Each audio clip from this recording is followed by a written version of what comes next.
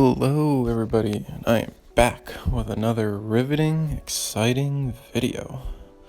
And as the title says, we will be looking at my Spider-Man colored pencil drawing and, kind of how I did it a little bit.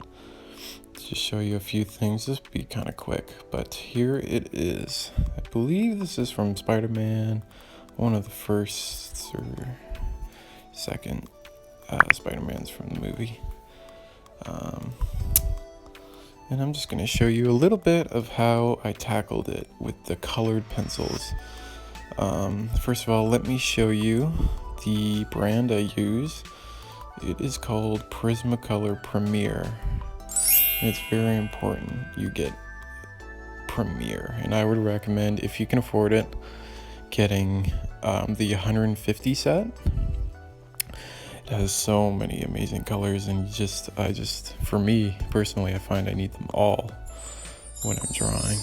And it comes in this nice, very luxurious set. And I'll just show you some of the underlayers. It comes in 6 trays, and they kind of stack like that. It's very nice, very, very luxurious packaging. They're the highest. They're very soft core. Very nice for blending, though they do break a lot, which I absolutely hate, but they are the best, so I find myself always using them. So let's get into it. I'm just going to show you how I approach drawing a colored pencil drawing. And so let's just take some of the red in Spider-Man's outfit.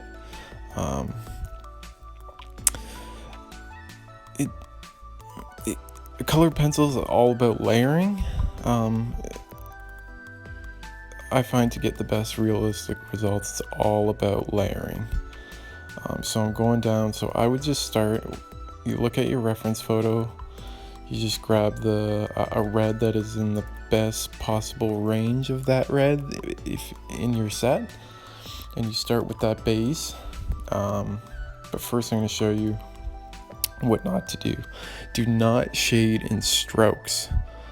Shade in circles or ovoids or elongated circles. It hides your pencil strokes. That is so important, to hide your pencil strokes if you're going for a realistic look on any degree, is to shade in circles where it's appropriate. So on this fairly smooth Spider-Man outfit, there's not a whole lot of texture. It's just smooth in most places. You want to shade in circles, not strokes, because strokes will come, it'll be so apparent of how you're shading. So if you're going for that realistic style, or a style I'm drawing in, draw in circles. It's a game changer. It'll change your whole world when you're approaching a colored pencil drawing. So like I said earlier, colored pencil is all about layering. So I went in there with the red, and it depends what part you're working on. I just took a small section of his head just to show you guys. So I went in with that red I'm using, then I went in with a lighter red to kind of blend it. To blend colored pencil, you use other colored pencils to blend, or you can buy one of Prismacolor's colorless blenders, which I don't use. I just use other pencils to blend the pigment, and then I'm going back in.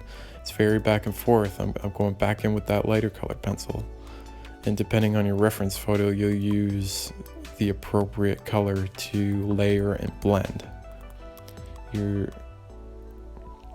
This isn't the only way. This is just the way I approach it. It seems to be the easiest, the most effective. Make sure you have a sharp pencil, not a dull pencil. You won't get very far with a dull pencil. Make sure they are sharp. And then I am just going to, I'm going to raise it up to the camera soon so you guys can see. I'm still figuring out the kinks in these videos. When I'm uploading it to YouTube, the quality, I record in high definition, but when it's uploaded to YouTube, it gets fuzzed out a bit. So my apologies for that. But yeah, I'm just gonna show you guys what it looks like. And I'm just using cheap paper, cheap brown basic paper. I think I got a large pad for like, I don't know, $10, and it's just cheap brown construction paper. But I wanted to try and prove to myself that it doesn't really matter what materials you're using, it's how you use them. So that's just, as you guys can see, that's just cheap brown paper. But you know, you can make a nice drawing and hopefully sell it or keep it, frame it on just any type of paper. I don't know how archival it is, but you know, it'll last. I think it looks great. And a toned paper with colored pencils will really pop your drawings instead of drawing on white paper, which you can, but I just find with toned paper and colored pencil, it makes such a nice effect. So nice. And I'm just going to demonstrate a little bit of texture. So I'll put down my base value with the blue I'm using there.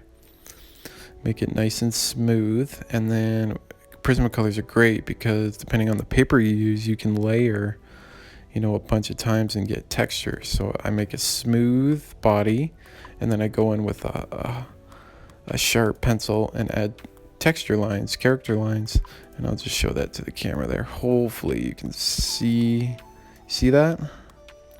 That's texture. And then you can layer your drawings that way. You can make subtle textures, apparent textures, obvious textures. And you know, this is kind of just how I approach this drawing. And I added it in the feet there as well.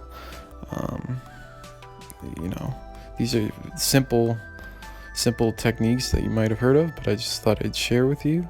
And you could take this in any direction. You could do some amazing artworks. And I just thought I'd make a quick little video just to show you guys how I approach this drawing. Thanks for watching.